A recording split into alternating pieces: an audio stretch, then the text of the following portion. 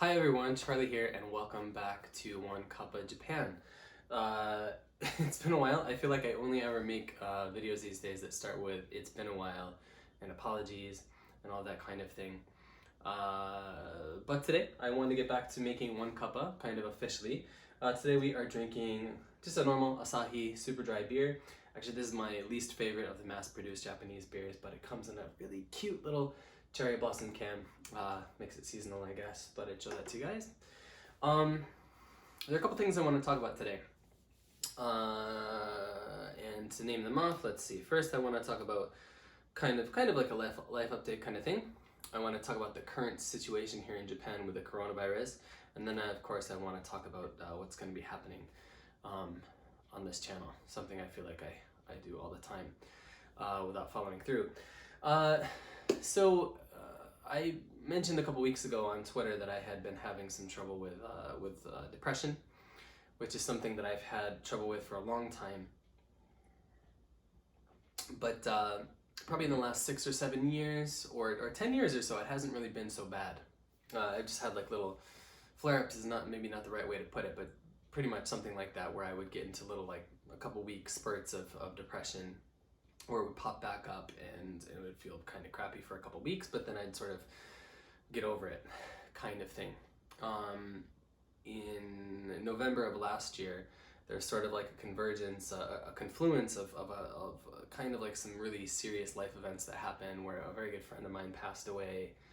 I had some difficulty in my romantic life, which I'm happy to say I've gotten over.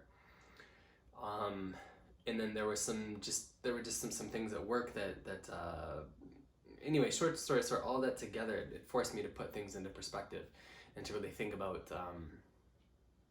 who I am and who I want to be and where I want to be and what I want to be doing. And during that process was the realization, came the realization that I've spent too much time doing something that I don't want to spend my life doing. I love my job as a teacher. I think I'm a good teacher. The kids, I think my kids love me. I love my kids. I usually love the work and all that kind of thing. But as far as like a long-term life, a lifetime career, something that I can see myself doing that satisfies me creatively, that fulfills like the needs that I need it to fulfill kind of financially, especially now that I'm probably within the next year or so, I'm probably looking at having kids, and like all this other stuff that I don't want to talk about too much on the channel. But there's like a house that's been built that, of course, now there has to be payments made on the house and that kind of thing. And there's all these other things I'm going to be responsible for that I just need to. Suddenly all that came home to me, and I guess I wasn't. It's not that I wasn't aware of how serious it was. I just don't think I was letting the weight sit on my shoulders as much as I should have been. And so the realization of all those things that I need to be doing, and the realization that I've spent almost 6 years now. I've lived in Japan for 7 years of my adult life. 6 of those years as an English teacher at an Kaiwa. Which there's nothing wrong with that. There's nothing wrong with that, I think, and I want to be very clear here that I want to avoid this idea that there should be some kind of hierarchy between of foreigners based on the job that you're doing and that kind of thing, because there shouldn't be, of course. But anyway, it came with this shock of like, okay, well, what the hell have you been doing? Why have you been slacking off? Like, and to be honest, to look at it realistically, I have been, I've been sort of resting on my laurels because things were really good at work. Things were smooth, I enjoyed what I was doing. Things were really smooth in my relationship for the longest time. And then kind of in both of those arenas, things happen that, okay, well, you really shouldn't be taking anything for granted. And that was something I had to pay a price for. And so anyway, all of that to say that I think because of that, it sort of pushed me back into a place that I hadn't been for almost a decade. And it was at the same time, I had like what they thought was like stress-caused epilepsy, basically, where I would just sort of black out and fall over and all that kind of thing. So that added to the situation, which led into having true depression. I think like I hadn't had since 2010 or something like that. And one of the realizations that I had when that happened was, one of the realities that was sort of forced into me when that happened was how little support there can be here for people who have depression.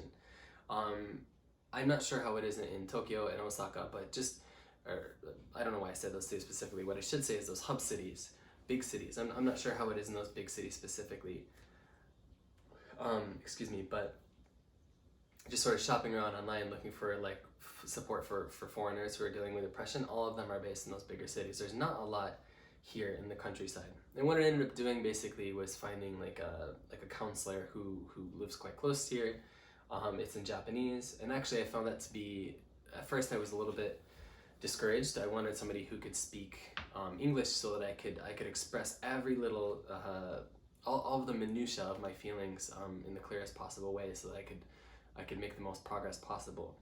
But actually, one thing I found to be really helpful about going to a counselor and doing it in Japanese is that those things that I talk about with a counselor, I get to practice that language, or I get to make sure that what I'm saying makes sense to the counselor. And if it makes sense to the counselor, then when I need to go and talk to my partner, or I need to talk to, for example, my boss who's interested in my health situation, and at least somewhat eloquently explain what was going on with me, that I had someone who basically who could tell me what was going on with me in Japanese, so I could relay that. So that actually turned out to be really, really useful for me.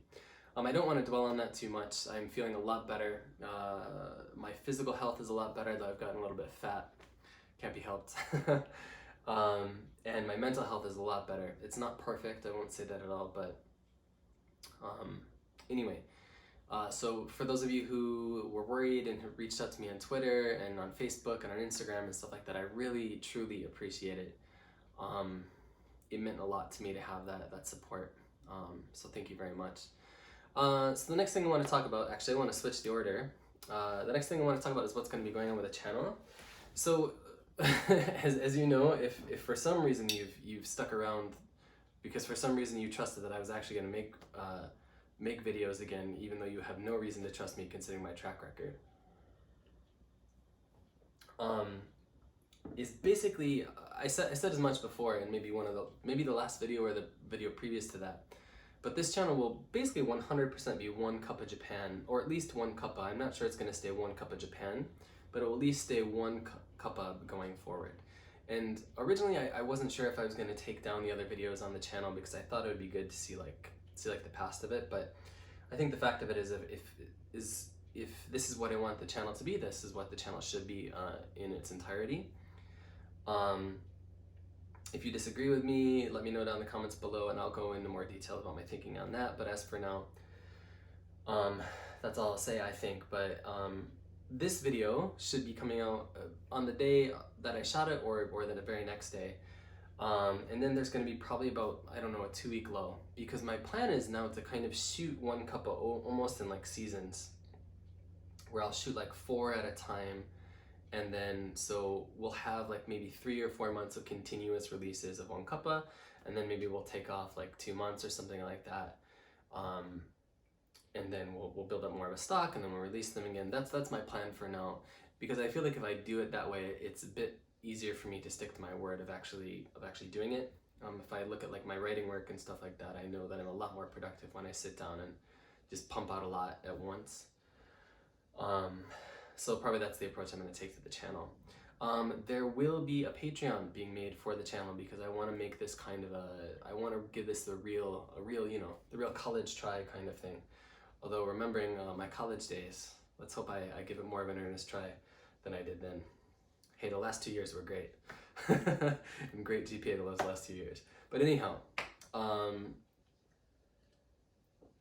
the Patreon, I'm not sure exactly what's happening. I'm still working out the details with it, but I think there'll be some things on there, like, of course, for example, I think there'll be 3 tiers, And one of those tiers will include something like access to like exclusive videos and that kind of thing.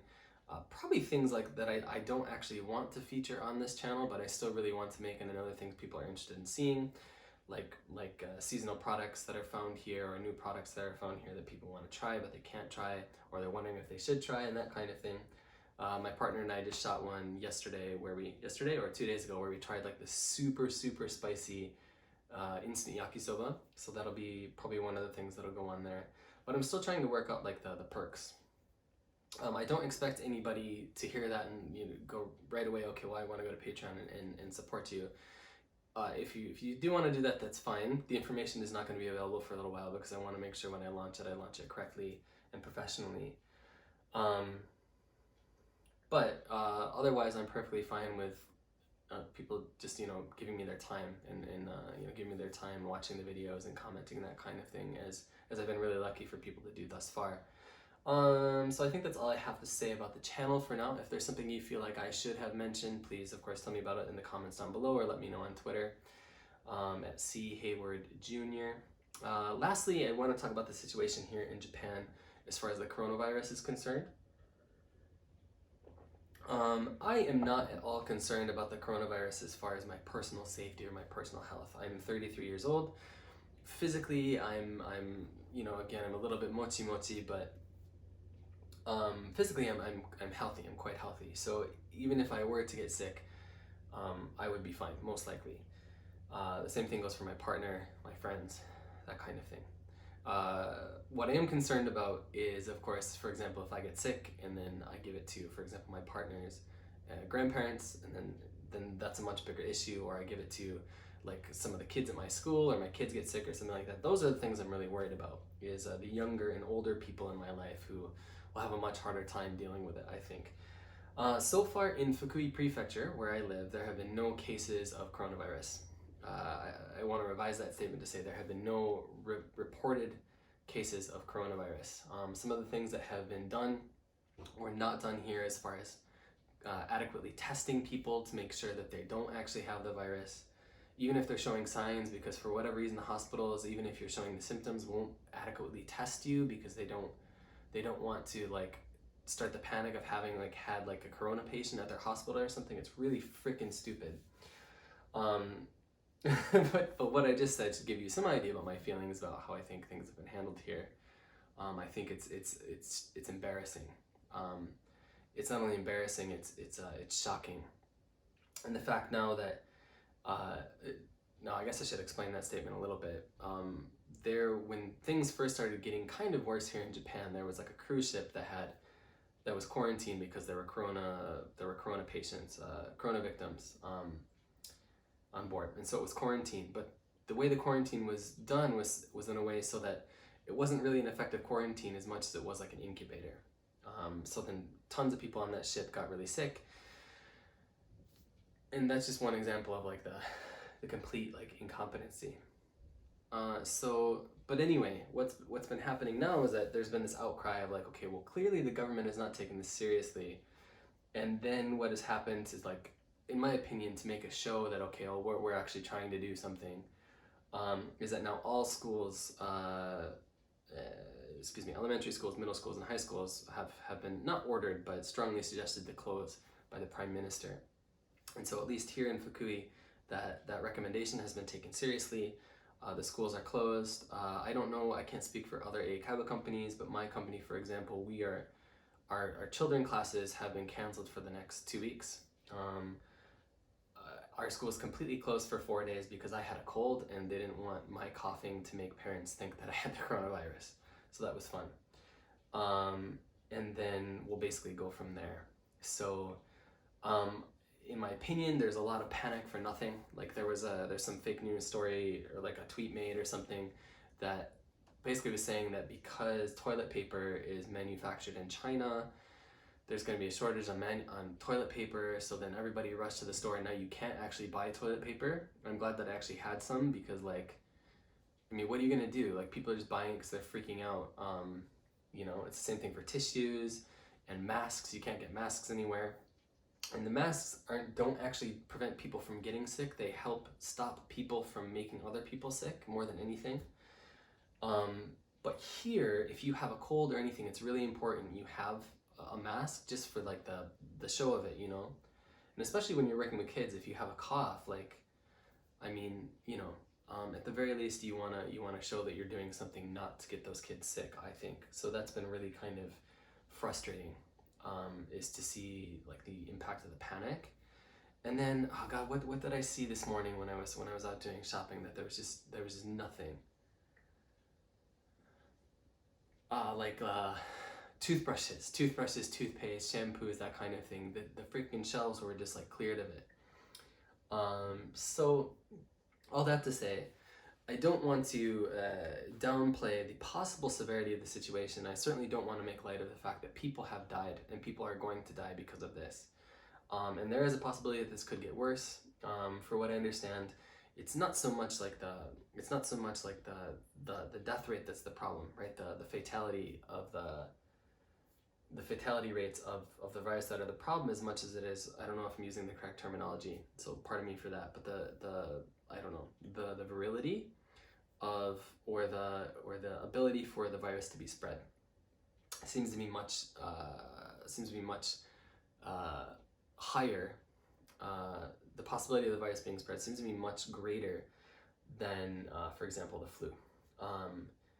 And so there have been some comparisons made to the Spanish flu that went around in the early 20th century and had the same, I think, fatality rate as so far Corona has been reported to have. I keep saying Corona as though there's only one, but I should say COVID-19 has been reported to have. And if that does end up being the case, then there'd still be millions upon millions upon millions of people who would be killed if that's the case. And that's something we should consider. I know it is very tempting to lash out and call people idiots and that kind of thing, as maybe you can hear me wanting to do a little bit when I'm talking about the toilet paper and that kind of thing. But people are scared, you know, people are scared for their families, because there is the reality that if it does spread in the same way as something like the Spanish flu, then there would be tens of millions of people who would die, likely. And you know, if you're a parent, you're like, well, that could be my kid, or you know, if your parents are still around, that could be my mom and dad, you know, that kind of thing. So I think it's important to be empathetic, but also for us to kind of set an example for those of us who can kind of remain cool-headed through this kind of situation, and panic when we need to, as opposed to kind of preemptively, I guess, because that's not going to solve anything. So if you have any questions about the current situation here in Japan, about how things are going with COVID-19, coronavirus, please let me know it on the comments below. I am not an expert on the subject, but I will do my best to answer those questions with anecdotally. And if you have anything else to say about the channel, about Patreon, about anything like that, please let me know either in the comments down below or on Twitter.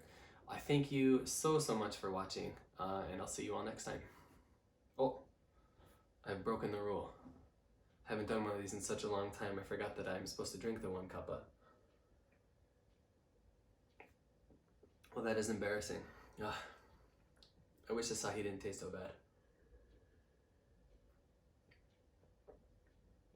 It's a great ending. All right, here we go. Take our last sip. And that's where I'll end it, guys. Thank you very much. Cheers.